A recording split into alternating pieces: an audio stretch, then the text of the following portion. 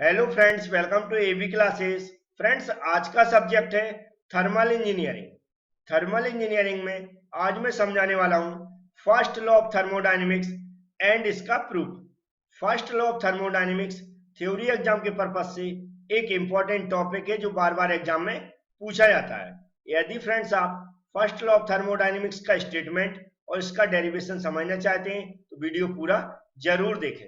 इसके अलावा thermal engineering, material technology, manufacturing process, strength of material और भी सब्जेक्ट हैं जिनके मैं मैक्सिमम वीडियो डाल चुका हूं।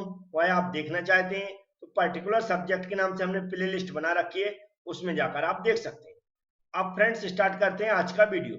इसका यहाँ पर जो स्टेटमेंट लिखा हुआ है इसको मैं समझाऊंगा। इससे पहले मैं बता दूं, यदि फ्रेंड्स आपने हमारा चैनल सब्सक्राइब नहीं किया है तो प्लीज फ्रेंड्स चैनल को सब्सक्राइब कर लें, बेल आइकन पर क्लिक कर लें जिससे कि आने वाले वीडियो की नोटिफिकेशन आपके पास पहुंच सके। अब फ्रेंड्स स्टार्ट करते हैं आज का वीडियो। तो यहाँ पर फ्रेंड्स सामने आप देख रहे हैं, इधर अलग अलग दो स्टेटमेंट लिखे हुए हैं, नीचे दो डायग्राम बने हैं। इनको मैं सबसे पहले समझाऊंगा, इसके बाद इसको ड्राइव करेंगे। तो friends first law of thermodynamics को कई तरह से डिफाइन किया गया है, जैसे कि हमने भी दो तरह से यहाँ पर इसको डिफाइन किया है। सबसे फेमस और सभी बुकों में आपको जो डेफिनेशन मिलेगी वह है जूल्स के according, law of conservation of energy के अकॉर्डिंग। तो इसी को सबसे पहले समझेंगे। इन्होंने बोला फ्रेंड्स कि energy can neither be created nor destroy but can only B change in form. इन्होंने समझाया फ्रेंड्स कि एनर्जी को न तो उत्पन्न किया जा सकता है ना ही नष्ट किया जा सकता है, सिर्फ इसे एक रूप से दूसरे रूप में परिवर्तित किया जा सकता है। ये जूल्स के according law of conservation of energy. ठीक है फ्रेंड्स, अब इसको थोड़ा सा समझ लेते हैं कि कैसे कन्वर्ट किया जा सकता है। जैसा कि हम देखते हैं, हमारे जो भी छत वगैरह पर टंकी रहती है उससे पानी नीचे आता है। जब टंकी में पानी रहता है नॉर्मल, जब नीचे नहीं गिरता है तो उसमें कौन सी एनर्जी रहती है? Potential energy. लेकिन जब हम नल चालू कर देते हैं तो ऊपर से नीचे जब पानी गिरने लगता है तो वह पोटेंशियल एनर्जी किसमें कन्वर्ट हो जाती है? काइनेटिक एनर्जी में।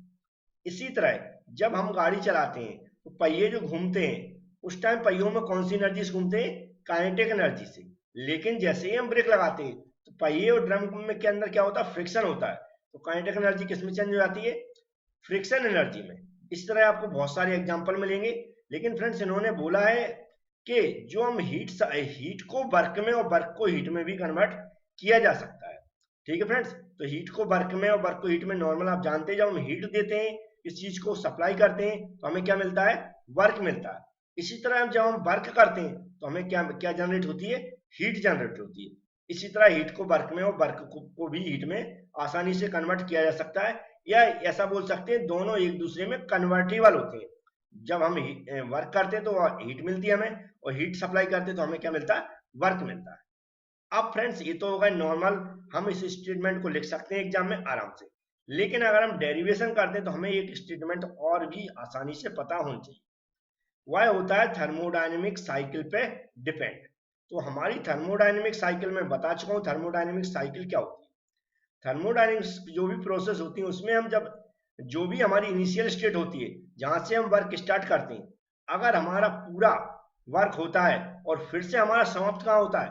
उसी इनिशियल स्टेट पे समाप्त हो जाता है। मतलब इनिशियल और फाइनल स्टेट जब एक हो जाती है तो कौन सी हमारी साइकिल हो जाती है? Thermodynamic cycle. जैसे कि स्टेट वन से स्टार्ट करते हैं हम कोई काम, दो पे जाते, तीन पे जाते, चार पे जाते, फिर से हम वन पे आ जाते हैं, तो एक साइकिल कंप्लीट हो जाती है। इस दौरान जो भी वर्क होता है उसे बोलेंगे थर्मोडायनेमिक्स वर्क बोलेंगे। ठीक है, या थर्मोडायनेमिक साइकिल के दौरान जो वर्क किया जाता है। अब इसी के अकॉर्डिंग हम कैसे फर्स्ट लॉ को डिफाइन करेंगे। तो फ्रेंड्स क्या होता है, जो थर्मोडायनेमिक साइकिल है उस दौरान अगर हम किसी सिस्टम को हीट सप्लाई करते हैं, सराउंडिंग से किसी सिस्टम को हीट सप्लाई करते हैं थर्मोडायनेमिक साइकिल के दौरान, तो हमारा जो सिस्टम रहता है उसके द्वारा जो वर्क डन किया जाता है वह उतना ही होता है जितनी की हीट सप्लाई की जाती है किसी सराउंडिंग के ऊपर। ठीक है फ्रेंड्स, ऐसा नॉर्मल भाषा में बोल सकते हैं कि थर्मोडायनेमिक साइकिल के दौरान जितनी हम हीट सप्लाई करते हैं सिस्टम को, सिस्टम के द्वारा उतना ही वर्क किया जाता है इक्वल। इतना समझ में आया होगा फ्रेंड्स। अगर हम इसको मैथमेटिकली लिखना चाहें तो कैसे लिखेंगे? तो फ्रेंड्स यहाँ पर एक मैथमेटिकली लिखा है, ये जो स्टेटमेंट लिखा है दूसरा, उसी के अकॉर्डिंग ये जो सिंबल बना है ये टोटल वर्क डन को शो करा रहा है। ये जो सिंबल बना है इंटीग्रेशन का, ये टोटल हीट को शो करा रहा है। यहाँ पर जो गोल गोल चक्र बना हुआ है इधर दिख रहा है, ये थर्मोडायनेमिक साइकिल का सिंबल है। तो इसी से हम डिफाइन करते हैं कि जो हमारा टोटल हीट किसी थर्मोडायनेमिक साइकिल के दौरान हम जो सिस्टम को सप्लाई करते हैं, ठीक है, समझ में आ रहा है फ्रेंड्स? थर्मोडायनेमिक साइकिल के दौरान जो टोटल हीट किसी सिस्टम को हम सप्लाई करते हैं तो हमें उतना ही वर्क डन मिलता है जितनी की हीट सप्लाई करते हैं, उतना ही वर्क डन मिलता है, टोटल वर्क डन उस साइकिल के दौरान। ठीक है, ये साइकिल का यहाँ पर सिंबल है, इससे हम डिफाइन करते हैं तो हमें कितना मिलता है टोटल वर्क डन, मतलब जितनी हीट होगी उतना ही हमें वर्क डन मिलता है इक्वल। ये हमें इस स्टेटमेंट के अंदर बताया गया। अब फ्रेंड्स वर्क डन और हीट को समझते हैं हम कब नेगेटिव लेते हैं और कब पॉजिटिव लेते हैं। तो यहाँ पर दो डायग्राम बने हुए हैं, ये जो डायग्राम बने हैं फ्रेंड्स इसको सबसे पहले समझ लेते हैं। यहाँ पर फ्रेंड्स क्या है, एक हमारा सिलेंडर है जिसके अंदर गैस भरी हुई है, ये आपको लाइन दिख रही होगी, इसको मैंने मान लिया पिस्टन है। तो यहाँ पर दिख रहा है ये गैस दिख रही है, ये एरो दिखा रहा है, ये दिखा रहा है कंप्रेस कर रहा है गैस को। गैस को कंप्रेस करने का मतलब होता है बाहर से हम वर्क कर रहे हैं, ठीक है, गैस के ऊपर हम खुद वर्क कर रहे हैं, मतलब सिस्टम के ऊपर वर्क कर रहे हैं।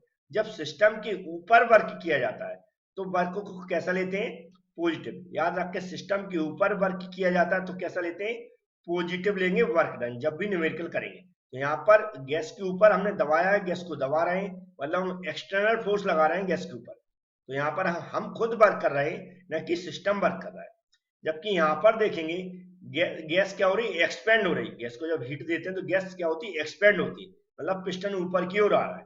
तो यहाँ पर गैस खुद वर्क कर रही है, पिस्टन को ऊपर की ओर धकेल रही है। ठीक है, गैस जब खुद वर्क कर रही है मतलब खुद की एनर्जी वेस्ट कर रहा है, तो यहाँ पर जो वर्क डन क्या लेंगे, नेगेटिव लेंगे। क्या लेंगे, नेगेटिव। इसी तरह हीट के मामले में क्या करते हैं, जब हम सिस्टम को हीट सप्लाई करते हैं, जब हम सिस्टम को हीट सप्लाई करते हैं तो क्या लेते हैं, पॉजिटिव लेते हैं। जब सिस्टम से हीट को रिजेक्ट करते हैं तो हम क्या लेते हैं, नेगेटिव लेते हैं। तो ये कंसेप्ट भी आपको याद रखना है। अब फ्रेंड्स इसकी डेरिवेशन पे चलते हैं, कैसे स्टेप बाय स्टेप डेरिवेशन करते हैं उसको समझ लेते हैं। तो फ्रेंड्स यहाँ पर हमने पीवी एक डायग्राम लिया, उसमें जो साइक्लिक प्रोसेस है जो स्टेटमेंट में बताया है उसी के अकॉर्डिंग हम इसको ड्राइव करेंगे। हमने मान लिया यहाँ पर लिख भी दिया है कि हमारे पास दो साइकिल हैं, एक 1A2B1 और 1A2C1। ये दोनों साइकिल से हम कैसे इसको प्रूव करेंगे ये आप देख लें, लेकिन हमें प्रूफ क्या करना है ये थोड़ा सा समझ लेते हैं। तो फ्रेंड्स यहाँ पर एक डेरिवेशन आपको दिख रही होगी जो हमारा फॉर्मूला बना हुआ है, इसको थोड़ा सा समझ लेते हैं। फर्स्ट लॉ के अकॉर्डिंग क्या करते हैं, हम किसी सिस्टम को हीट सप्लाई करते हैं। जब हम सिस्टम को हीट सप्लाई करते हैं तो उसका होता क्या है, तो फ्रेंड्स जब हम सिस्टम को हीट सप्लाई करते हैं तो दो भागों में कन्वर्ट हो जाती है। पहला तो क्या होता है, हमें वर्क डन मिलता है, ठीक है, और हमारी चेंज इन इंटरनल एनर्जी मिलती है। मतलब जो गैस के अंदर हम हीट सप्लाई कर रहे हैं तो गैस के जो भी हमारे मॉलिक्यूल्स होते हैं उसके अंदर जब हीट जाती है तो उसकी जो क्या होता है, उसकी जो एनर्जी है, उसकी इंटरनल एनर्जी, उसमें क्या होता है, परिवर्तन होता है, उससे फिर हमें क्या मिलता है, वर्क डन मिलता है। तो जो टोटल हीट सप्लाई करते हैं हम वह इक्वल होती है किसके, work done plus change in internal energy, या एनर्जी में जो इंटरनल एनर्जी उसमें परिवर्तन और वर्क डन के योग के बराबर हो जाती है। ठीक है, तो इसी को हम प्रूव करते हैं इस फर्स्ट लॉ के अकॉर्डिंग। ठीक है, तो ये स्टेटमेंट आपको समझ में आ गया होगा कि किसी सिस्टम को जो हम हीट सप्लाई करते हैं वह दो भागों में कन्वर्ट हो जाती है। पहला तो जो हमारे मॉलिक्यूल्स होते हैं उसकी इंटरनल एनर्जी में परिवर्तन होता है, उससे हमें क्या मिलता है, वर्क डन मिलता है। तो total heat supply equal to किसके बराबर हो जाती है, work done plus change in internal energy. तो इसी को हम प्रूव करते हैं इस डायग्राम के थ्रू। सबसे पहले हमने दो साइकिल मान लिए, साइकिल के बाद हम क्या करेंगे, जो हमने ऊपर मैथमेटिकल स्टेटमेंट लिखा था उसके अकॉर्डिंग चलते हैं। तो फ्रेंड्स मैंने ऊपर स्टेटमेंट लिखा था D Q equal to D W लिखा था, अगर हम उसको इक्वल टू 0 करना चाहें तो D Q minus D W हो जाएगा। ठीक है, अब इसकी बात कर रहे हैं हम इंटीग्रेशन की, क्योंकि टोटल जो भी हीट और वर्क को निकालते हैं हम इसमें। तो साइकिल पहली कौन सी है, प्रोसेस 1A2, मतलब ए के दौरान जब गुजर रही है 1 से 2 पर, उस दौरान जो हीट एंड वर्क है क्या हो जाएगा, 1 से 2 बाया ए लिख दिया D Q minus D W, plus plus क्या हो जाएगी यहाँ पर 1B के दौरान क्या हो जाएगा 2B1, मतलब 2 से 1 बाया B। ए बी क्या हो जाएगा, जो भी हीट सप्लाई कर रहा है और वर्क डन है सिर्फ उसी को लिखेंगे इक्वल टू 0। अब इसके, अब ये तो हो गई फर्स्ट साइकिल, लेकिन अगर 1 ए 2 और सी और ए के दौरान देखें तो उस साइकिल को भी हम लिख लेते हैं। तो फ्रेंड दूसरी साइकिल के अकॉर्डिंग 1A2C1 1A2C1, इसमें क्या हो जाएगा, 1 से क्या हो रहा है 2 के बीच में, तो सेम है यहाँ पर वही रहेगा, लेकिन जब 2 से 1 पे जाएंगे, 2 से 1 पे पाया सी के द्वारा, ये सी दिख रहा है, तो भी इक्वेशन DQ और DW रहेगा, क्योंकि हम पहले स्टेटमेंट में बता चुके हैं जितनी हीट सप्लाई होती है उतना ही हमें क्या मिलता है, वर्क डन मिलता है। तो DQ इक्वल टू DW था, हमने इक्वल टू 0 किया तो DQ माइनस DW हो गया। ये सभी साइकिल के लिए होगा। ठीक है फ्रेंड्स, तो अब हम दोनों इक्वेशन को अगर हम इक्वल कर दें तो यहाँ पर क्या होगा, तो दोनों को इक्वल करेंगे तो जो सेम इक्वेशन होंगी वह कट जाएंगी। तो यहाँ पर दिख रहा है 1 से 2 बाया ए DQ माइनस DW, 1 से 2 बाया ए DQ माइनस DW, एक दूसरे से क्या हो जाएंगे, कैंसिल हो जाएंगे। बचेगा हमारे पास क्या, 1 से 2 बाया बी और 1 से 2 बाया सी। इन दोनों को ओनली डायरेक्ट यहाँ पर लिख देते हैं, क्योंकि ये दोनों ए वाली और ए वाली सेम है तो एक दूसरे से कैसी हो जाएंगी, कैंसिल हो जाएंगी। तो फ्रेंड्स यहाँ पर आप देख सकते हैं इक्वेशन 1 और 2 से क्या बचा, 1 से 2 बाया बी, ओनली क्या बचा, ए वाली बची हुई है और ए वाली बची हुई है, 2 से 1 C DQ minus DW equal to 0। तो ये फ्रेंड्स हमें इक्वेशन, थर्ड इक्वेशन मिल जाती है। अब इसके बाद हम जो टोटल एनर्जी हम सप्लाई कर रहे हैं उसमें किस किस फॉर्म में एनर्जी रहती है, तो उसको समझना भी जरूरी है जब इस डेरिवेशन को कंप्लीट कर पाएंगे। तो सबसे पहले एनर्जी के फॉर्म को समझ लेते हैं। तो फ्रेंड्स यहाँ पर मैंने बताया कि कोई सिस्टम है तो उसके अंदर डिफरेंट फॉर्म में एनर्जी रहती है। जैसे टोटल एनर्जी को हम किससे डिनोटेट करते हैं, ई से करते हैं। तो इसका जो सिस्टम के अंदर फॉर्म रहता है, जो मॉलिक्यूल्स मूव रहते हैं उनको काइनेटिक एनर्जी रहती है, उसके अंदर जो स्टेट रहते हैं उसके अंदर कौन सी रहती है, पोटेंशियल एनर्जी रहती है। जिन्हें परिवर्तन होता है मॉलिक्यूल्स के अंदर जो एनर्जी में, वो चेंज इन इंटरनल एनर्जी होती है, फ्लो एनर्जी होती है, केमिकल एनर्जी होती है और इलेक्ट्रिकल एनर्जी होती है। लेकिन फ्रेंड्स मैकेनिकल सिस्टम की बात करें तो उसके अंदर केमिकल एनर्जी और इलेक्ट्रिकल एनर्जी कैसी रहती है, एब्सेंट रहती है। तो इनको हम इससे हटा देंगे। तो फ्रेंड्स इनको हमने हटा दिया, यहाँ पर जो बची हुई इक्वेशन लिख दी, E equal to KE plus PE plus U flow energy, kinetic energy, potential energy, internal energy और फ्लो एनर्जी। अब फ्रेंड्स क्या है, जो हमारी नॉन फ्लो, हमारी जो भी प्रोसेस होती है जो क्लोज सिस्टम के अंदर, उसके अंदर हम क्या मानते हैं, जो भी हमारा एनर्जी के अंदर परिवर्तन होता है उसको हम क्या मानते हैं, एब्सेंट मानते हैं या जीरो मानते हैं। सिर्फ हम क्या मानते हैं, जो हमने टोटल एनर्जी सप्लाई की उससे क्या हुआ, जो भी हमारे मॉलिक्यूल्स होते हैं गैस के, उन्हें एनर्जी ली और उसके अंदर क्या हुआ, परिवर्तन हुआ। उसके अंदर जो एनर्जी में परिवर्तन होता है उसे हम बोलते हैं चेंज इन इंटरनल एनर्जी। जो मॉलिक्यूल्स की एनर्जी होती है उसी को हम क्या बोलते हैं, इंटरनल एनर्जी। उसमें जो परिवर्तन होता है उसे हम बोलते हैं चेंज इन इंटरनल एनर्जी। तो हमारी फ्लो एनर्जी, काइनेटिक एनर्जी और पोटेंशियल एनर्जी कैसी मानेंगे, जीरो मानेंगे, क्योंकि नॉन फ्लो प्रोसेस है क्लोज सिस्टम के अंदर। ये सब जो भी अदर परिवर्तन हो रहा है उनको हम क्या मानते हैं, जीरो मानते हैं। तो हमें मिल जाता है E equal to del U. Del U क्या हो जाएगा, चेंज इन इंटरनल एनर्जी। तो फ्रेंड्स यहाँ पर हमें क्या मिल गया, E equal to del you.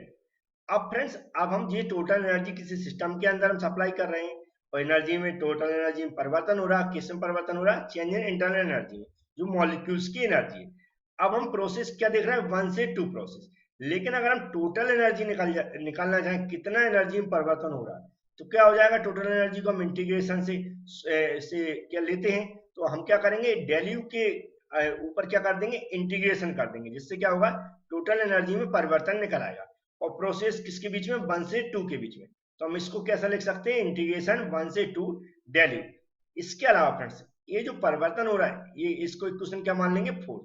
तो इक्वेशन जो हमने थर्ड मानी थी और फोर्थ, दोनों को हम क्या रख देंगे, इक्वल रख देंगे। कैसे इक्वल रख देंगे, मैं इक्वल करके दिखा देता हूँ। तो फ्रेंड्स यहाँ पर आप देख सकते हैं हमारी जो इक्वेशन स्टार्टिंग में थर्ड नंबर इक्वेशन आपको मिल जाएगी। ये फोर्थ हमने क्या निकालना है, टोटल एनर्जी में परिवर्तन निकालना है, चेंज इन इंटरनल एनर्जी में। तो हमने क्या किया, ये डेल की जगह डी लगा दिया है यहाँ पर, क्योंकि सब में डी लगाया हुआ है तो यहाँ पर भी आप डी लगा सकते हैं। तो यहाँ पर मैं डी लगा देता हूँ। ठीक है फ्रेंड्स, ये स्मॉल एनर्जी को शो कराता है। लेकिन हमें जब टोटल सिस्टम की एनर्जी निकालना है प्रोसेस 1 से 2 के बीच में, तो हम क्या करेंगे, 1 से 2 लगा दिया और इंटीग्रेशन लगा दिया। अब इसको इंटीग्रेट करेंगे मैथमेटिकली। तो यहाँ पर क्या हो जाएगा, ये क्यू है, क्यू क्या हीट को शो कराता है, तो क्या हो जाएगा क्यू 1 से 2 प्रोसेस माइनस इसका जब इंटीग्रेशन करेंगे तो क्या आ जाएगा डब्ल्यू आ जाएगा इक्वल ये जो क्या है जो इंटरनल एनर्जी है क्या है पॉइंट फंक्शन, तो इक्वल टू क्या हो जाएगा 1 से 2 प्रोसेस है तो क्या हो जाएगा u2 माइनस u1। तो इसका इंटीग्रेशन करके मैं रख देता हूं। तो फ्रेंड्स यहाँ पर q रख दिया मैंने, w रख दिया, ए इंटीग्रेशन करके, और डेल यू की जगह डी भी रख सकते हैं, डेल यू रख दिया। ये डेल यू क्या कराता है u2 माइनस u1, क्या होता है u2 माइनस u1, मतलब जो हमारे पॉइंट 2 पे इंटरनल एनर्जी होगी और पॉइंट 1 पर उन दोनों का डिफरेंस। तो डेल यू का मतलब यार समझिए यहाँ पर चेंज इन इंटरनल एनर्जी। यहाँ पर क्या है हीट और वर्क क्या होते हैं पाथ फंक्शन होते हैं, तो इसमें हम 1 और 2 नहीं लगाते, यहाँ पर 1 से 2 प्रोसेस वाला लगाएंगे और डब्ल्यू में भी 1 से 2 प्रोसेस वाला लगाएंगे।